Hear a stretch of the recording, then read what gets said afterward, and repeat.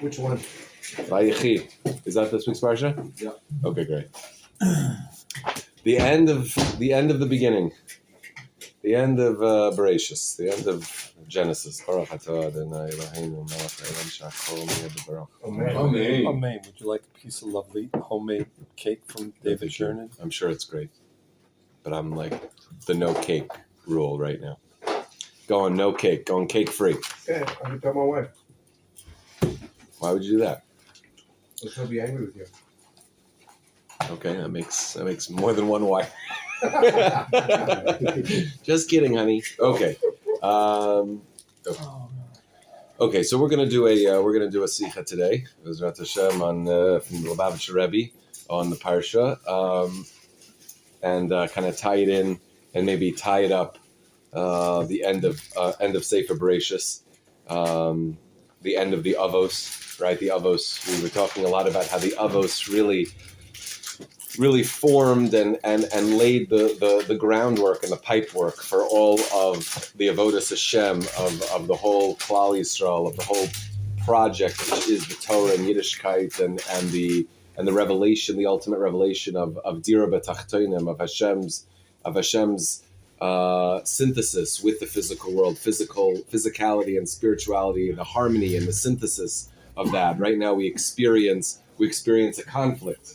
We experience a conflict to a greater or less degree between having a physical body, living in the physical world, and having physical limitations and constraints, and then also having a neshama and a soul and spiritual aspirations and so the ultimate that's not the ultimate. The ultimate is not to live with this conflict, but we must live with this conflict for the time being in order that we can better reveal that the ultimate revelation, which is that there is no conflict, that the conflict has been an illusion this whole time, and the illusion of evil and the illusion of other has been just that, an illusion. And the purpose of that illusion for this temporary period of time is that we can come closer to the Rebbeinu Shalom, bring Hashem into the world, and without it being abundantly clear that there is no contradiction or conflict between ruchnias, between spirituality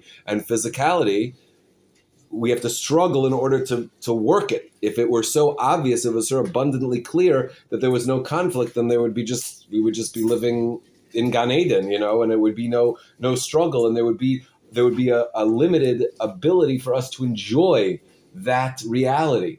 But so Hashem gave us this time period to struggle and to perceive as if there is a conflict and a contradiction between godliness and as if there's another thing aside from godliness, like a physical world or something like that.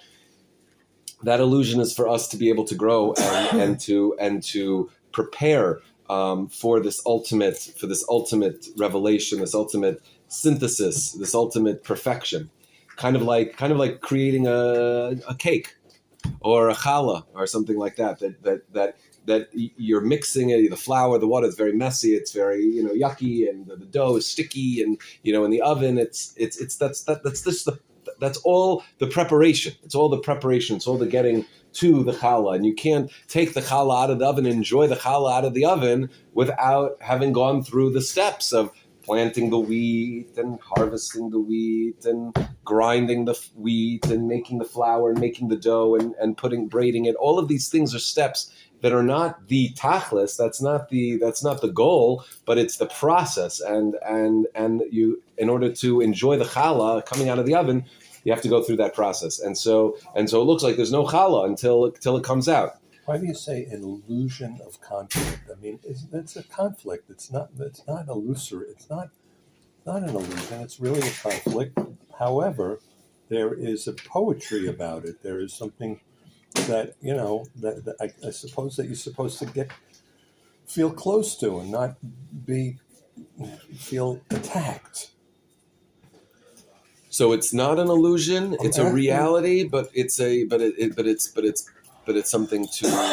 What do you mean? I'm asking you. To explain what illusion means? No.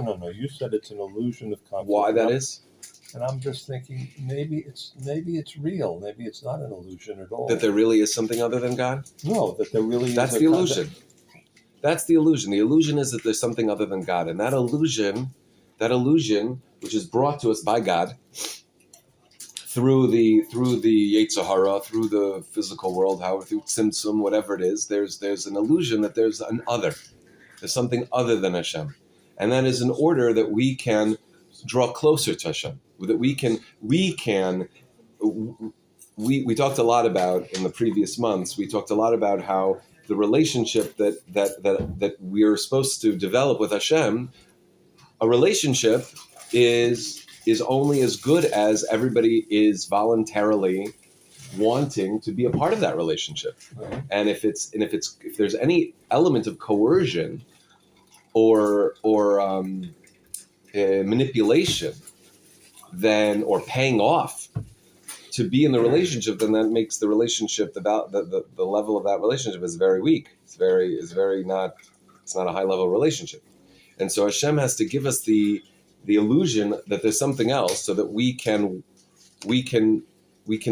have a space. Oh, okay. We have a space in order to choose to participate and be a part of that relationship from a willing, loving place. And then that is the value of the relationship. If Hashem made it abundantly clear that it's just Hashem and there's nothing else, and all of this is all Hashem, and there's only oneness, and Hashem is controlling everything, and we're in a relationship with Him, woohoo!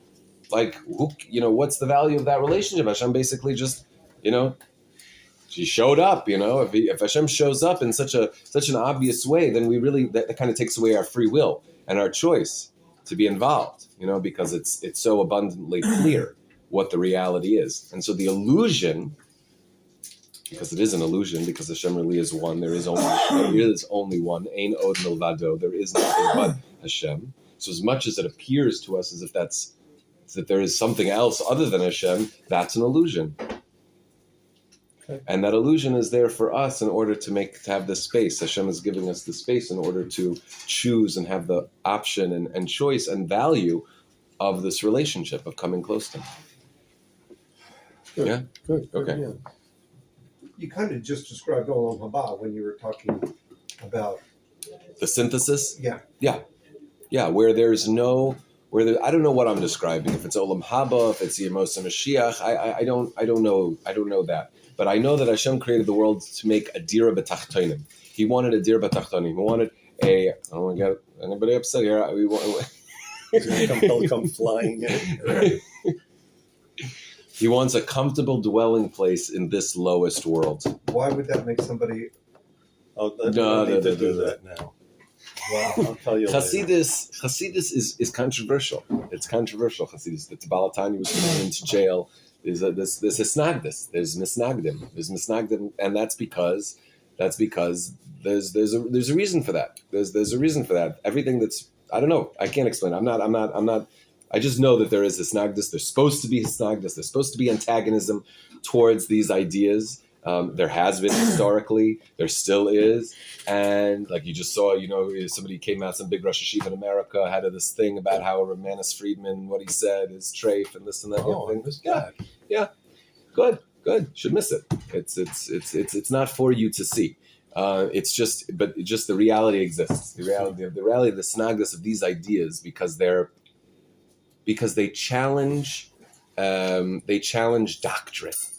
They challenge doctrine, and I've always been good at that. Yeah. So you appreciate it. Us rebellious types, right? We appreciate it, but by the bookies, that's where they get their safety from. I'm not talking about anybody in particular, but other people, the Gra, let's say, there was not a bad bone in his body when he was against the Balatanya. He was protecting Am Yisrael, and he did a good thing, what he did.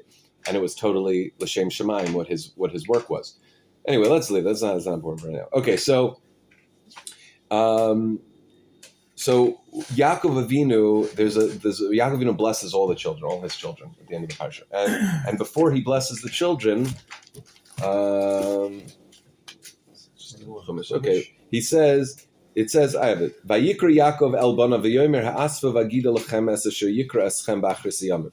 So, and the pasuk says, this is a pasuk in the Torah, that Yaakov called his children. He said, "Gather, and I will tell to you, Es Asher Yikra, what will Yikra with an aleph, I don't know, will be happen, will call to you, B'achris Yamim. What will happen to you at the end of days? Achris Yamim, the end of days. Okay? That's what Yaakov did. And then Yaakov goes on to a completely different topic and starts benching his children. So it's like, what happened? He said, I gather so I can tell you what's going to happen at the end of days. And then he doesn't say.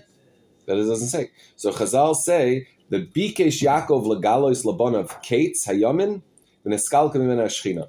So that Yaakov wanted, he requested, he wanted Bikesh, he desired, he wanted legalois labonav kates hayamim. He wanted to reveal to his children the end of days. V'neskalka mimena shchina, and the shchina left him, and he wasn't able to do that. Okay. So the Rebbe asked the question, Bavadai Rotzen Yaakov Legalos is the Kates, Ayelokade Laharis Yodea, who is the Kates and he bleeds, Tzarech, Elokade Lahavin Ayidei Zetolas L'Shvatim. Of course, Yaakov's will, when he wanted to reveal the end of days and when the end would be and what would happen, that was obviously not just to show off that he knew such information. Right? No one even had to have him, that's what he was doing. Obviously, it had a necessity. He wanted to bring a certain benefit. There was a certain reason that he wanted to reveal the Kates to his children. That's the Rebbe now? Yeah. And this requires explanation. Eza Toelis. What's the reason? What's the benefit? What would be the benefit of Yaakov Avinu revealing in the Torah to his children the Kates? What time it would come? What's the Adarabba? The Rebbe asks. It's not a benefit at all. Ilu Yaakov Megalalam is a case asher zmanu hu rak lachari kama alfei shanim kefi sheroyim anu asa dayin loy ba lo zu bilvad she'al yidei ze loy sabo toelis ela adarabba dovrei agarim lebnei Yisrael shivron lev otzum v'nemichas ruach. So what's Yaakov going to be? And I heard a pshat once. Not from any. It was just somebody's a chashuv a person who said a pshat, his own pshat, that what happened. Yaakov Avinu was megal of the Kates, and what was the Kates going to be? It's going to be in 3,500 years, and it was so shocking that he became so despondent. The Shechina left him. Right, the Shechina only dwells on somebody who's besimcha, and he got depressed, and the Shechina left him, and he wasn't able to reveal it. So, but anyway, if that's what he was going to say, right? Because that's what he would have to say, right? 3,500 years, guys, hang in there, buckle up, right? It would cause a tremendous depression. What is he going to do that for? Why would he want to reveal the Kates? What's the point? At least people, they should have, every moment he could come, Mashiach could come, like, why say it so far away? Give people in every generation a hope that the Mashiach is going to come. Okay. Okay, so there's this teretz. He doesn't like that teretz. Okay. Furthermore, everyone got that first kasha? Like, what's the point? It's going to be so long anyway. What was the benefit that Yaakov saw in revealing the Kates? We see two opinions in Chazal about what exactly happened between when he wanted to reveal and when he was not able to reveal it.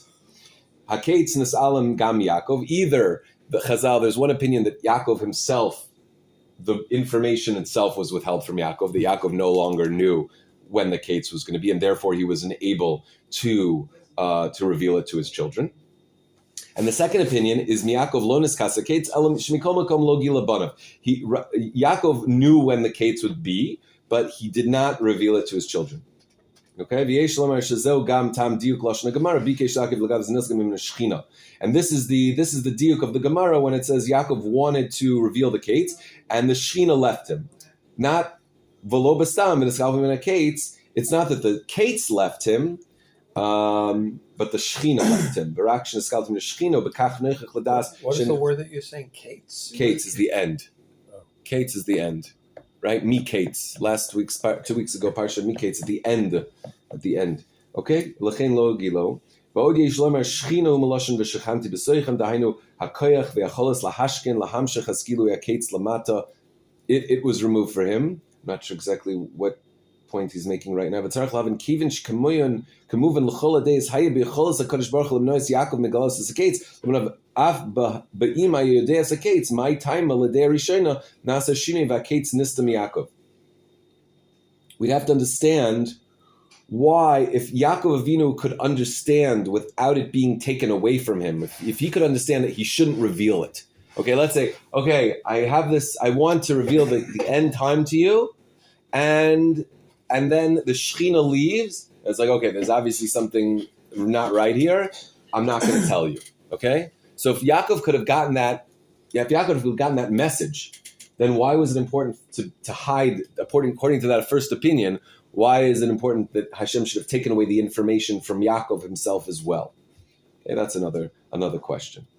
Okay, I don't even remember if we answered that question actually. So, okay. The question still on the table is that why? What's the toelis? What was the benefit? What was Yaakov thinking was the benefit to reveal the end to the children? Pretty good question.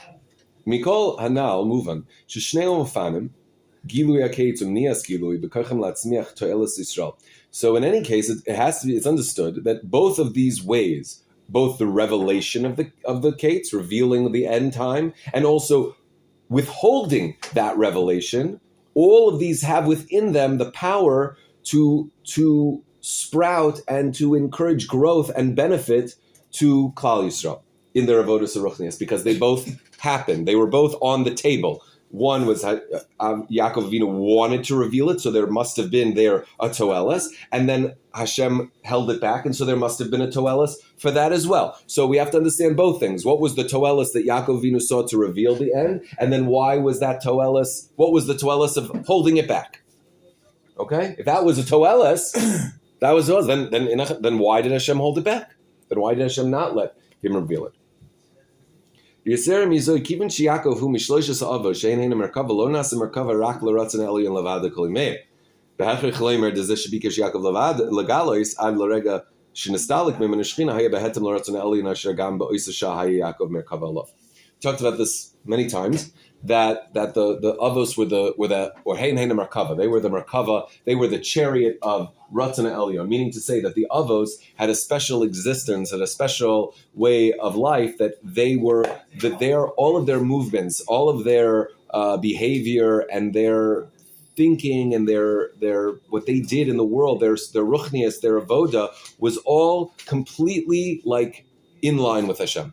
It was all in line with the Ratzon Hashem. There was nothing that Avram, Yitzchak, and Yaakov did in the whole Torah here that was not in line with exactly how Hashem wanted it to happen. Hashem wanted them to do that was all going to feed the Ratzon of the Eibishter. Okay, they did nothing. There was nothing in them that wanted anything else, or had an intuition or an instinct or a nature or whatever that was opposed to what Hashem wanted. Whatever they wanted, that's because Hashem wanted it. Okay, that was their knee jerk. Their knee jerk was what Hashem wanted. Okay, and so if Yaakov wanted to reveal the Kates, that means that's what Hashem wanted. Hashem had that ratzon. There was a ratzon of Hashem. If Yaakov Avinu wanted, then that means there was a ratzon of Hashem to reveal it. Okay. Because that's what it means that they were their makava, right? When it says that Yaakov, right? We talked about Bikesh Yaakov l'sheves b'shalva. That Yaakov wanted to dwell in serenity, right? He wanted like to live in Yemos Moshiach in this world. So we said that even though that wasn't the time, and that then Yosef, the whole traumatic experience with Yosef occurred right after that, but that really Yaakov Avinu was coming from a divine will. There was a divine will to live like Yemos Mashiach. It's Hashem's will that reality should be what Yaakov thought it was the time, but it wasn't. He had to go through another 22 years of issues with Yosef. But that Yaakov wanted to was a divine will that reality should be, that existence should be. And so he wasn't doing something against what Hashem wanted. It just wasn't the right time. So this also, he wanted to reveal the end time. That's to say that was there's something very Hashem Ratzon, that Hashem's will about revealing the end time at this point. But at the end of the day, that didn't happen. So he's just making a point that whatever the toelis is, of course there has to be a toelis, because it's not like Yaakov made a mistake and Hashem corrected him. That Yaakov, even his desire to reveal the Kates was part of his being in line and aligned with what Hashem wanted. It was so there was an element of Hashem's will to reveal the Kates, and then Hashem's will to then hide it. Okay? And then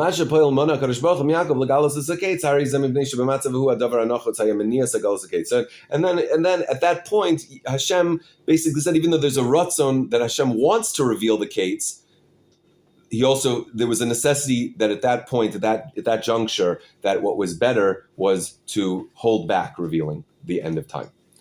So in this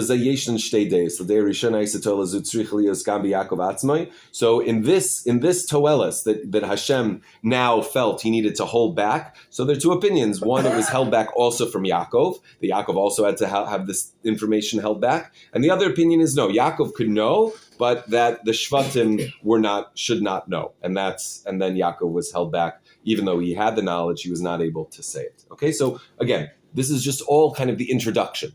It's all the introduction. We're just laying out the question and the ideas, okay? And so now we're going to start to actually understand exactly what is going on over here, okay? Any questions up till here? There's a potential problem. It seems like Hashem changed his mind or something. Then it was something that he didn't. So. Yeah, I mean, I don't know if it's about changing your mind, but there were two ratzonos. There was a ratzon that ratzon of Gilui HaKates to reveal the Kates. That is a ratzon, but then at this juncture, that ratzon was not supposed to be fulfilled. Meaning that there was to show that there is such a ratzon, and we'll see why. We're going to answer why that was, or we're going to try to answer why that was, why there was a ratzon to be Megal HaKates. What's the point of that? And then at this particular juncture, why it was even more important not to reveal it. Okay, I wouldn't say it's a changing of the mind, but I would say they're two minds. They're two elements. The two elements that are both vital for Klal Yisrael: the wanting, and then the holding back. Okay. I mean, you could say instead of a changing of mind, this was an evolution. It was we want, but we're going to hold back. We want, but we're going to hold back. Okay. Both things are important. Yeah, and that process is important. The wanting, but then the holding back. Okay, so we'll see what that alludes to. So there's what to say. This is the explanation. Al pi drasha Zal.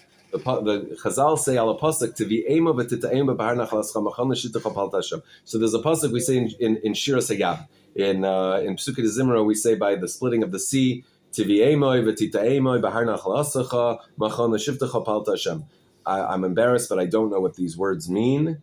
It's like you should bring us, you should plant us in the mountain of your inheritance, the machon l'shivtecha, the institution of your dwelling, meaning the Beis Hamikdash, Pal Hashem, which Hashem you acted, you made. She'ilus, what's the drasha that Chazal make from this verse? She'ilu zachu, if Am Yisrael had merited, azai kvar ba'oisasha, at that time by Yetzias Mitzrayim, haya hakadosh baruch hu mevias bnei Yisrael al machon l'shivtecha pal Hashem. Hashem would have brought Klal Yisrael to this machon l'shivtecha, this dwelling place. Umemela kiven shebanina de kuchabrichu, and since pal Hashem built it, it's Hashem's action. He created this machon, right? Which is this ultimate Beis Hamikdash. Efshar sheyashum chorban. There would never been a chorban and galus. Haisa geula mimitzrayim hema geula gama geula mamitis ashleima shein acharei galus. The Chazal say that if Am Yisrael would have been meritorious at that time by the Yetzias Mitzrayim, that would have been the only geula. That would have been the final geula. We would have gone out of Mitzrayim. We would have gotten the Torah, gone into Eretz Yisrael, and never come out. And that would have been Sofa Sipur, and we would have Beis Hamikdash, Moshiach, and Dir B'Tachtonim, and all of that. Okay? If Am Yisrael would have been worthy at that time, that would have been the final Gula. Now we know what really happened, right? We know that they weren't worthy, and they came out there by the skin of their teeth, but they fell with the golden calf, they fell with the Meraglim, and we got the whole Jewish history going on as we know it. The Nimsa, Shizmana Ketzam Yud Beisahi Iluzacho Hayizman Isis Mitzrayim. So in a certain sense, Yaakov Avinu, at this time, there was a time that was miyuid. Like, what was Yaakov Avinu going to say? Was Yaakov Avinu going to say 3,500 years? Meaning, because the question was, what's the toelis of telling Klal Yisrael in 3,500 years you're going to come out? In 3,500 years you're going to come out. You're going to get Moshiach. Okay. It was predicted. It was told to Abraham originally. Oh, so he's going to bring that up. Okay, we'll get to that. He told when Yitzis Mitzrayim is going to be. Okay, but yeah, good question, and he's going to address that. That we're saying that if Yaakov Avinu was saying, as we realize now, that the Gullus is going to only be over in 3,500 years from then, in Tafshin Pei Hey, Bezrat Hashem. So that would have been very depressing. But now the Rebbe is saying that really the Zman of Geula could have been Yetzias Mitzrayim. So Yaakov Avinu could have been saying that it's Yetzias Mitzrayim. It's going to be in another 400 years or 200 years or whatever it is. It's going to be Yetzias Mitzrayim, and that's going to be the final Geula. That's the Kates. Kates HaYamin is going to be that. Hayir Zman Yetzias Mitzrayim. Val Pizei Yesh Lefarish Hamaymer Bikish Yaakov Galus Kates HaYamim should be Galus Kates HaYamim Be'esa. He at this time, what was possible at this time that Yaakov Avinu was talking to his children? What was the time that could have been Geula, the Kates HaYamim? Yetzias Mitzrayim wasn't 3,000 years, 3,500 years later. It was another couple hundred years or so.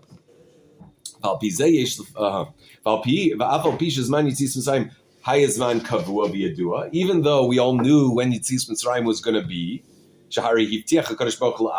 because Hashem already told Avram when it was going to be, 400 years. What's the big news here? Right? What's the big news? If there's already Masorah that Hashem is going to bring the Geula Yetzias Mitzrayim after 400 years, then what's the big deal that Yaakov wanted to be Megala the Kates anyway? It was already a known Kates.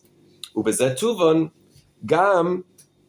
Sorry. Yesh loymar shebnei Yisrael yodu asher lachrei arba shana yatzu mitzrayim aval lo yadu lahem sheilu zachu tielo gula nitzche shenachrei golus. So the Rebbe claims that it's okay. Am Yisrael may have known. It may have been part of the Masorah at that point that Hashem promised to Avram that after 400 years they're going to go out of Mitzrayim. But they had no idea that was, if they would have been worthy, could have been the final Geula. They did not know that. That's what Yaakov Avinu, v'zoi spikesh Yaakov l'galo sheyatzu mitzrayim hi hakates. That Yaakov Avinu was going to reveal to them that when you're going to come out of Mitzrayim, that's going to be that. If you're zoiche, that's going to be the final redemption. If you're zoiche, that's going to be the final redemption. That's what Yaakov Avinu was going to megala.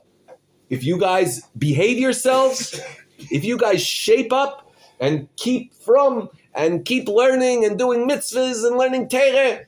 I mean, it's before Matan Torah, but if you keep connecting to Hashem and you hold cup in 400 years or so, whatever, 200, that's the final redemption you're going to get. That's what he was going to reveal to them. And so this is obviously it's why it's understood now why Yaakov Avinu wanted to reveal the Kates to his children, why he wanted to reveal the end time to his children. That the day of this final date, this end time, is so close. They would want to, do extra to be machzik b'matzav shel zachu, that they would want to stay connected to Hashem and do whatever they needed to do good, not to slip, not to fall, so they could be zoiche, and they would guard themselves with zehirus yiseiru, with extra. Not really, though. Well, hold on one second. Right, they wouldn't want any sin or any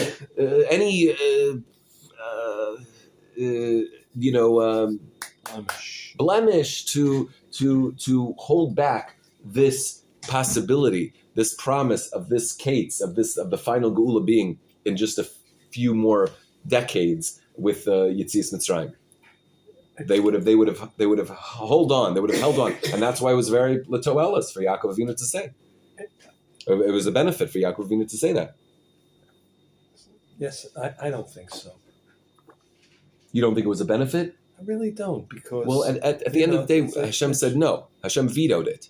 So maybe you're holding like the. It's- You don't think there was a benefit I'm at all? probably, because for much more selfish reasons, I'm thinking in that. Oh, okay. So here I am with Yaakov Avinu, and so the 400 years has just started, but that turns into 210, and then an extra whatever 30, whatever it is in the desert, 40 more in the desert. Da, da, da. So we're looking at shy of 300 years.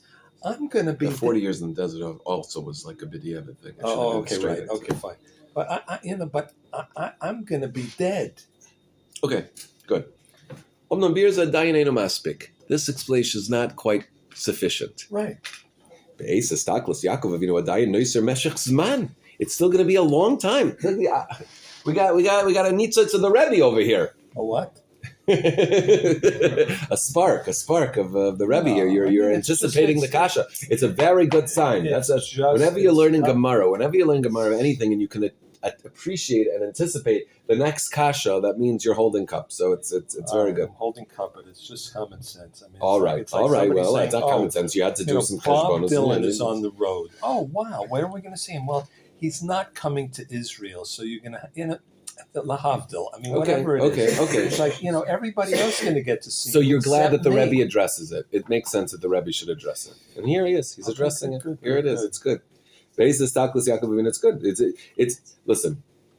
We can learn. This is a very important thing about learning in general. Okay, we're all in yeshiva here, and it's important learning where the learning really happens, where the magic happens. The magic happens when we don't accept things that we learn if they don't feel right. We don't gloss over it. We don't say, well, even though that doesn't make sense to me, okay, whatever. I guess I'm stupid, or I'm just, my brain is not. That's not really where the learning happens. The learning happens in that friction, the friction between what the Torah is saying and what I would think. That friction needs to be felt, needs to be acknowledged, needs to be because you have a brain that Hashem gave you. You have a brain. Hashem gave you a brain with thoughts and with experiences and with logic and with reason. And so if something doesn't make sense to you, that rub is really where the magic in learning happens. That rub. So if somebody just is blind and is just this sheep and like, I'm going to learn everything. Okay. All right. Oh, that too. Okay. And that also. And that's it. And they don't acknowledge that yes, it makes sense or doesn't make sense to them. It's not like we're saying I'm right and the Torah is wrong. That's not what we're saying. But if it doesn't make sense, then that is a place that's where Hashem is telling you, look, that's where that rub is. That's that friction, that rub, that's where the magic in learning happens, that we can really get ourselves and our sense and our mind into the learning. I had a rabbi that described that friction as polishing the idea. Mm-hmm. And polishing ourselves.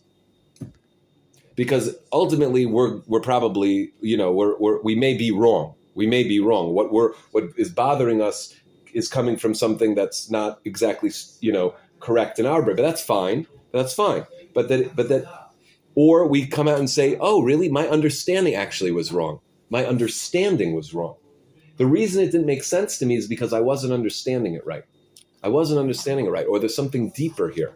And it's because of that friction with my mind and with my sensibilities, I'm able to actually understand the Torah so much better than I would have if I just said, oh, okay, that's what it means, fine.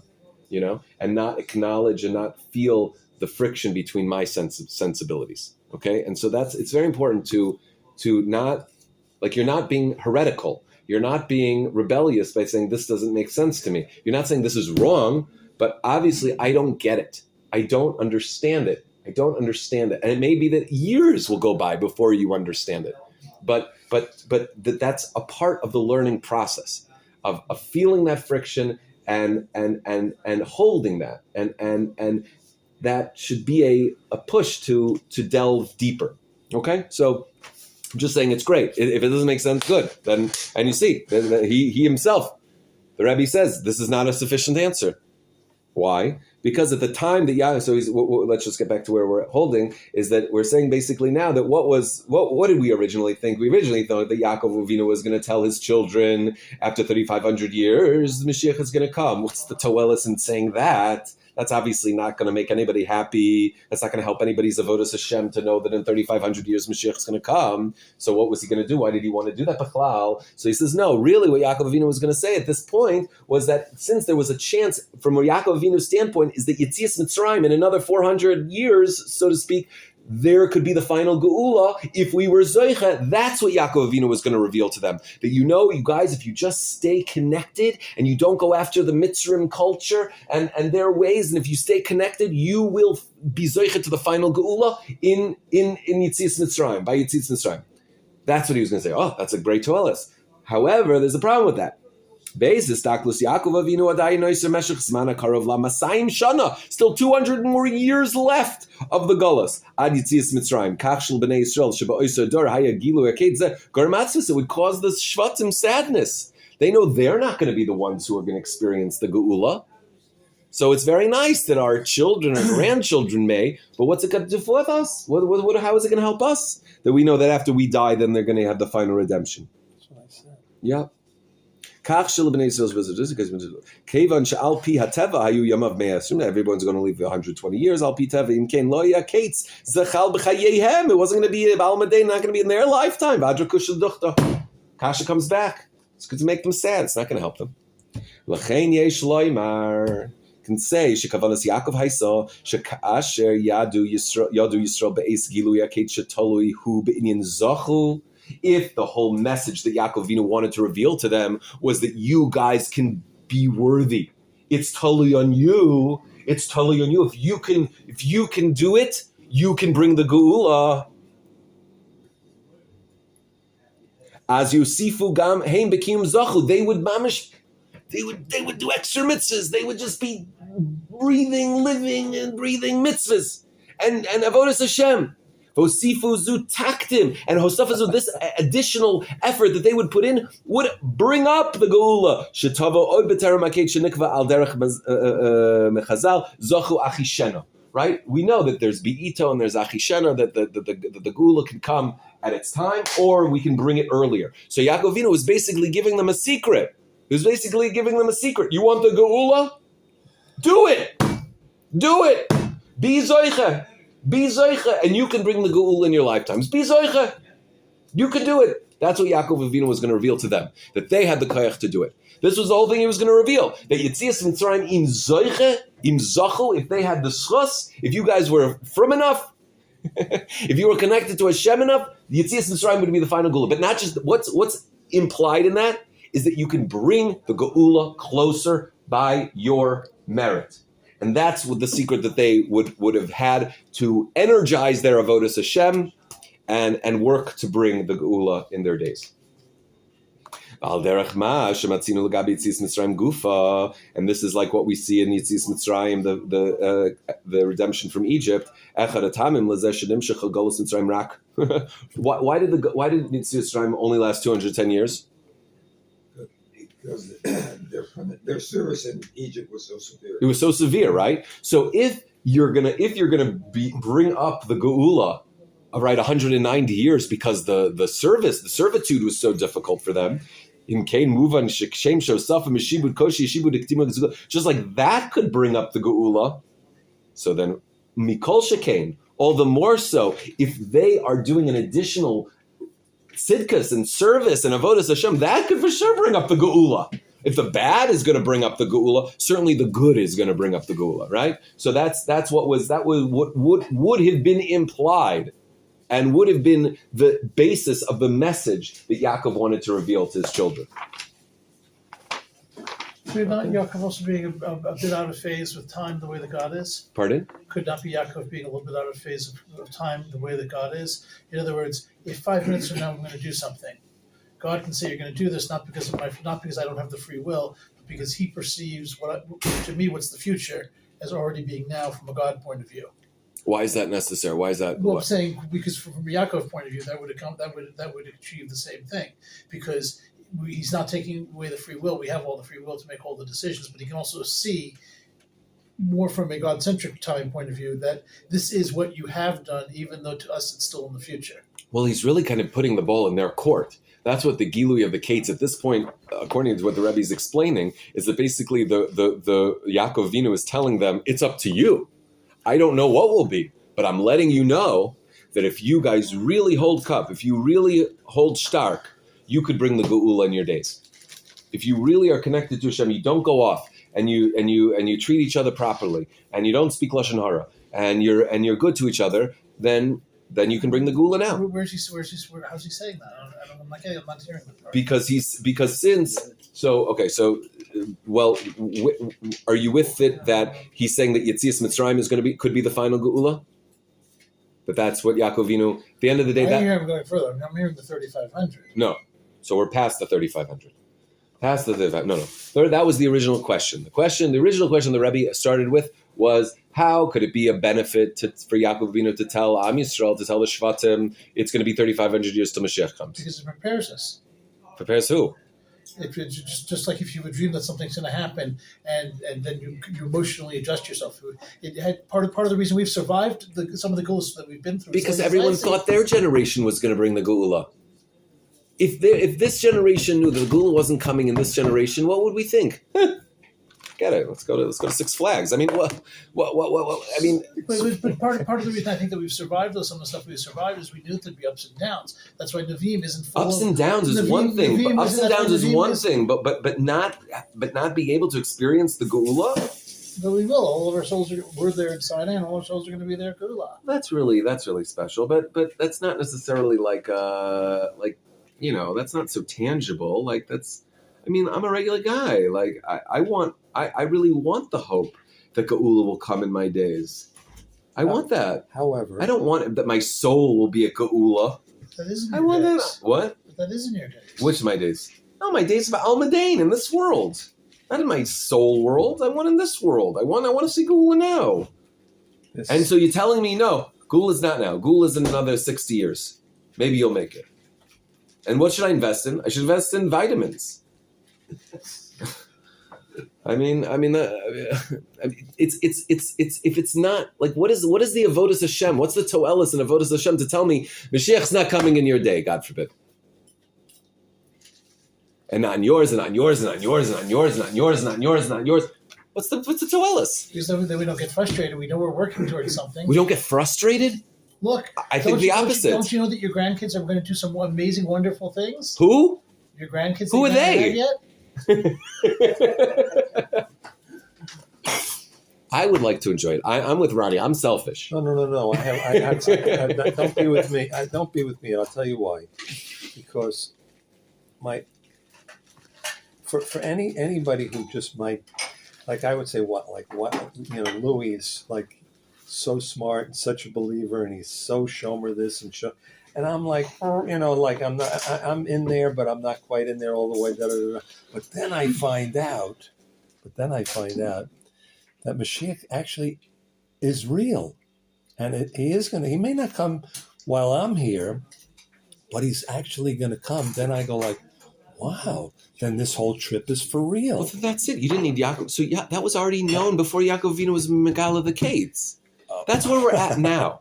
We don't know when the Kates is. Hashem restricted Yaakov Avinu from revealing it. There's something also, I think he's right, something very empowering to know that it's going to happen. That's not a question. That's not what is up for debate over here. No, so whether or not it's going to happen, that's not what Yaakov Avinu was going to say. Either Mashiach is going to come or not going to come. Mashiach is coming. Yaakov Avinu was the no, it's the when. It's the when. It's the date. He's saying it the way that he says it, though. It gives it additional tangibility. That's not just a concept of someday my prince will come, someday Mashiach will be here. He's giving it tangibility. Mashiach's going to be here. Someday, I don't know if you have grandkids, someday you're going to have grandkids. Oh, I better put money aside because I want my grandkids to be able to go to college, because I can imagine they're going to grow up and be amazing parents. Is that you're seeing the future and knowing that the future is going to be good, therefore can empower you to work for it. But what about all the kumzitzes? What about all the kumzitzes that we sing? Ani ma'amin, ani. B'chol yom sheyavo, afal pi sheyismamea, ani mamin shekol yom, b'chol yom sheyavo. No, I don't do that. I don't believe that. No, b'yom dalid sivan tov shin kuf. That's when it's going to come. Not any day.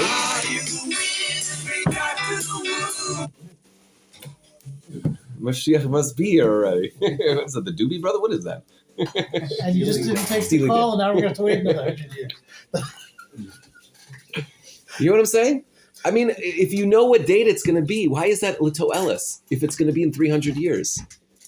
Why is that going to be a Toelis? Mashiach's going to come in 300 years. Bidiyuk. In 2085, it's going to come. 2085, it's going to come. How does that help you? If a child's bedroom needs to be cleaned before dinner, Abba may very well say before he goes to work, you know what, your room's going to be cleaned by 6 p.m. tonight. And maybe that gives the kid the impetus. When I get home from school, I can go clean my room. Abba's going to come home. He's going to be so happy that I've cleaned my room, as opposed to coming home half an hour before dinner. Now the potches and the tears are going to be done. And that's the way I get there. But that room is going to be cleaned by dinner. Abba's already said that. yeah, but he's going to be alive at dinner time. He's going to be alive at dinner time. It's not saying Abba's going to come home after you're 170. And you better make sure your room is clean. Why do I have any reason to clean my room? It's your point exactly. Why would he have any reason to clean his room if it says, I'm never coming home? Because you're I'm not coming home in your lifetime. Forget your room. Because that's regarding the goofus who we are. The goofus and who we are. The neshama is who we are. But our avoda is with with both together. The Rebbe doesn't seem to go with this idea, because the Rebbe is saying that even the Shvatim, right? Like Rani's question, that even the Shvatim, if you would say, let's say we're saying now, it's not going to be, no way Yaakov Avinu is telling people it's going to be in 3,500 years. There was no Toelis for that. The Rebbe does not see any Toelis in that. Elamai is that Yitzias Mitzrayim could have been the final Gula. And so really what Yaakov Avinu was telling Am Yisrael was, if you guys can do it, Yitzias Mitzrayim can be the final Gula. And even then the Rebbe says, yeah, but what does that help the Shvatim? The Shvatim aren't going to live that long. So do you have so I'm just saying, the Rebbe is, the assumption the Rebbe is making. Well, the Rebbe thought he was Moshiach, so... Well, that's not a question I'm prepared to deal with right now. But, I mean, was there anybody else that could have been in his generation? I don't know. Absolutely. Oh, really? Yeah. Well, we can talk about that afterward. But I'd even argue the person who goes around saying that the Moshiach is the person who's least likely to be Moshiach. Who went around saying he's Mashiach? All his disciples, and he never corrected them. Okay, well, this is a conversation for another time to have with someone other than me. But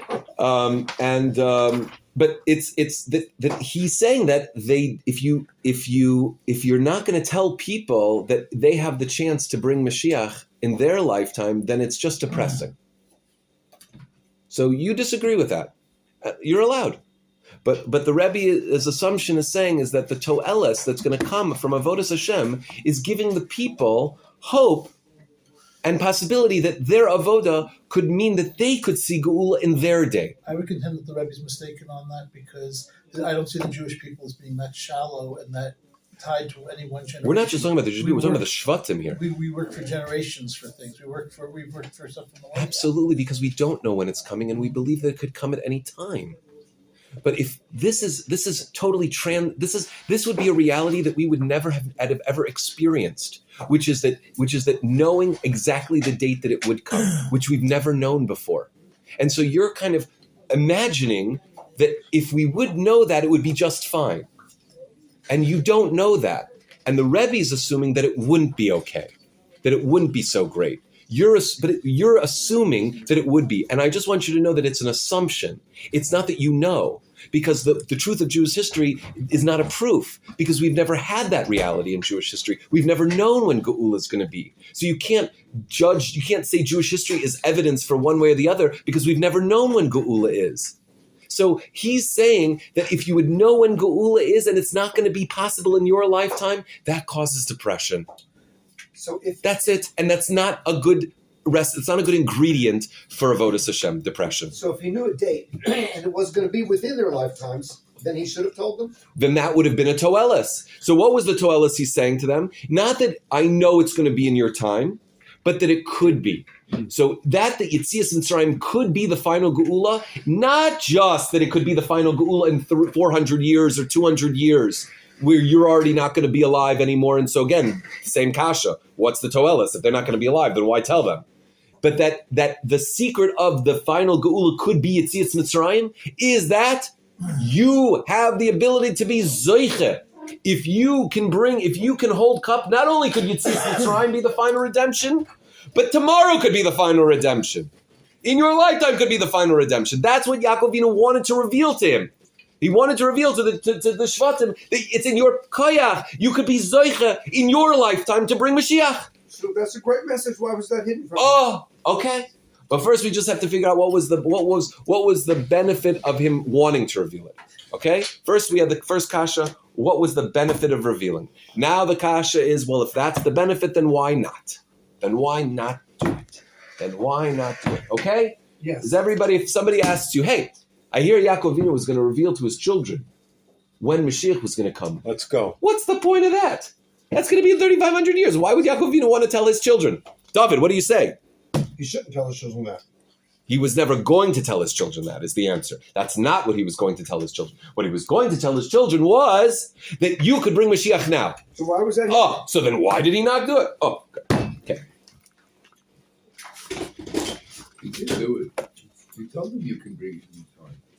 You didn't tell him that? No, he didn't. Nistalka mimenu hashchina. The Shechina departed from him. To tell him the exact date, but you No, but telling him the exact date wasn't really telling him the exact date. Basically, what it is that by telling them that Yetzias Mitzrayim could be the final redemption, is giving them the secret that you could be zoiche to bring the geula early. That was the same thing. Kilu, that was the same thing. By telling them, Yetzias Mitzrayim, if you're worthy, if you behave properly with each other, you can bring geula Yetzias Mitzrayim. Just like Yetzias Mitzrayim itself was bumped up 190 years because of the suffering. So, of course, it could be bumped up if you guys treat each other very nicely. And so that's what he was telling him. That he was going to tell them, Yetzias Mitzrayim, if your Zoicha could be the Geula. And I know you guys aren't going to live to Yetzias Mitzrayim, but you know that if you're Zoicha, the secret of being Zoicha, of getting it meritorious, you can do it even earlier. You can do it even earlier. And that is what the To'elis for the Shvatim was. Why didn't get to the question? Okay. There are other people here, David. It's not just you and me. We can, if you want to learn B'chavrusa, we can learn B'chavrusa. I know. How could it be all about you if it's all about me? Okay. Why was that hidden? Let's see. Why was it hidden? Okay, should I just jump to why it was hidden? Yeah. Okay. You should know why it was hidden by now, David. You should know why it was hidden by now. Why was it hidden? Because they weren't going to live up to it. No. You knew that. No. First of all, he didn't decide. Hashem decided. Hashem decided not You to say tell that him. about every decision ever made. No, that's what the Chazal said. Nistalka mimenu hashchina. The decision was taken away from him. Either the information was taken away from him, or he got the message loud and clear that he was not able to say it. And you see in the pasuk, he says, "I'm going to tell you what's going to happen in the end of days," and then he says, "What's for dinner?" I mean, it just goes on to something else. It's you see that he doesn't say. They need to realize it themselves. Is that So, what we talked about at the beginning of this year, which is that the whole point of the illusion of this world, of there's being other, of the Achdus Hashem being totally obstructed and obscured by the physical world and by our Yetzer Hara and by the way we see things in the world, is to give us the opportunity to decide and to choose to be connected to Hashem. And so we know that there's hisarusa de la'ela and there's hisarusa de latata. There's an awakening from above and there's an awakening from below.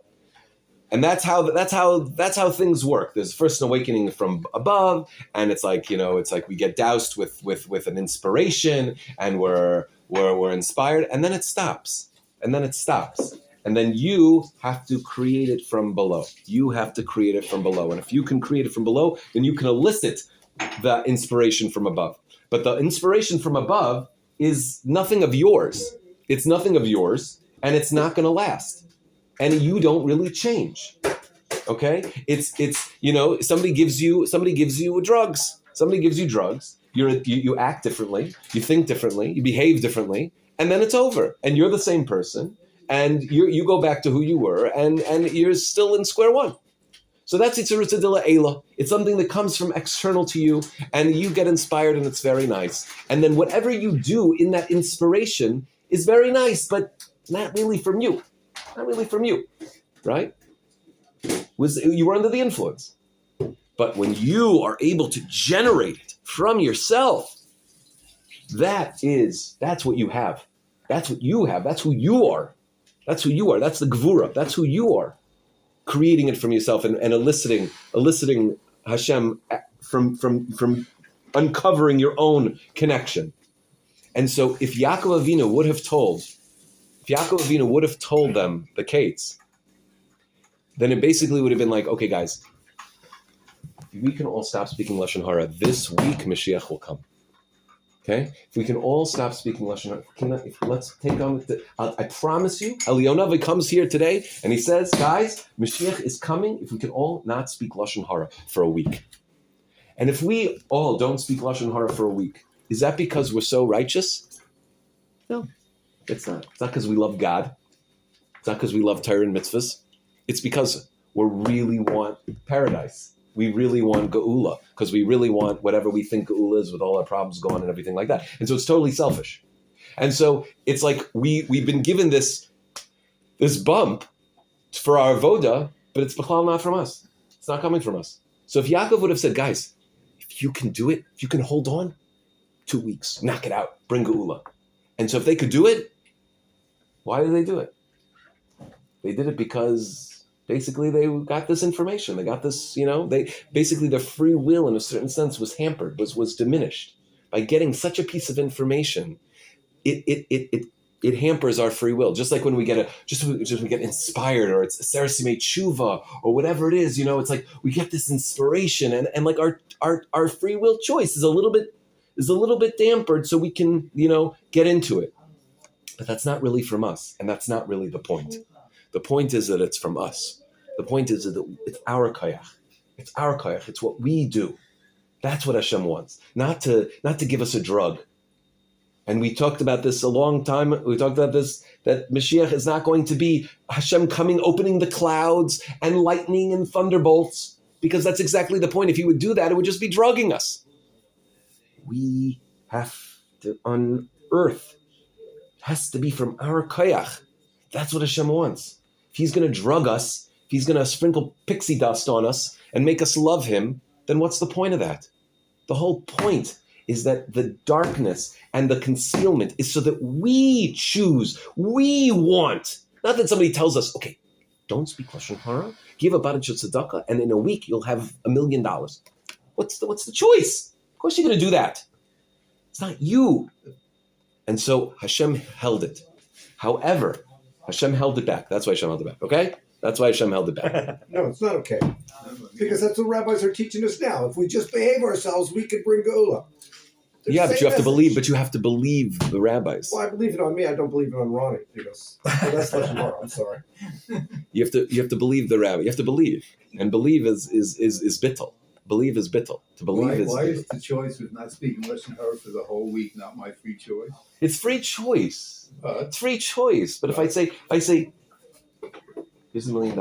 Here's $1 million. Here's $1 million. If you keep Shabbos, this $1 million is yours. If you keep Shabbos. Make it $1 billion. And we'll Okay, is it your free will choice? Yeah. Okay. But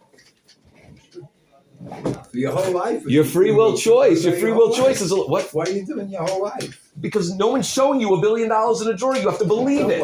I'm working on Because you have to believe it. You have to pump yourself up.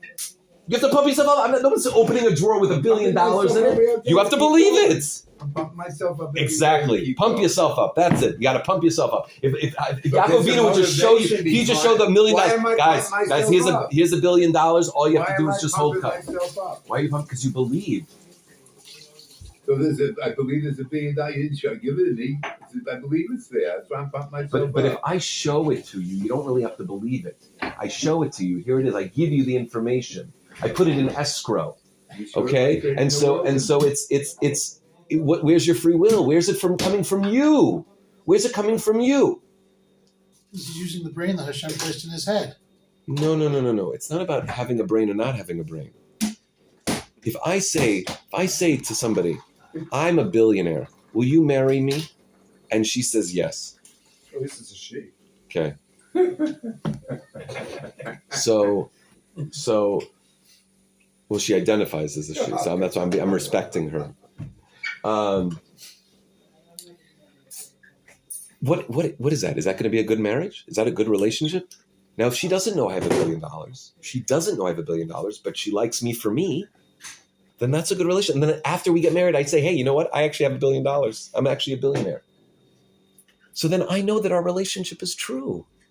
But if I told her I have $1 billion, then I'll never know if she really loves me. So Yaakov Avinu, if he would have told them, if you connect to Hashem, I'm going to give you, here's $1 billion you're going to get if you connect to Hashem. So if they connect to Hashem, what's the cons? What's the thing? You never know if it's really because of Hashem, they really want Hashem, or they really want the $1 billion. Because that's basically what that information is.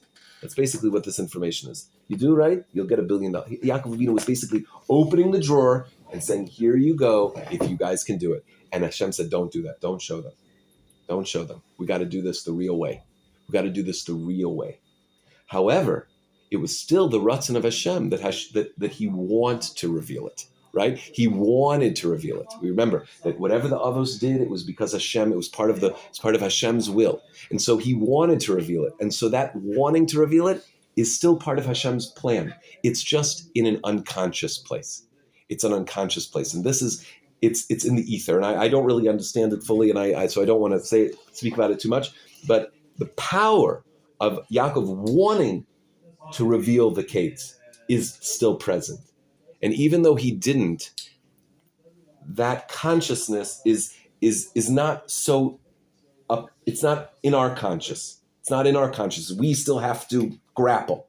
We have to do it ourselves, and that's where the value is coming from doing it from ourselves.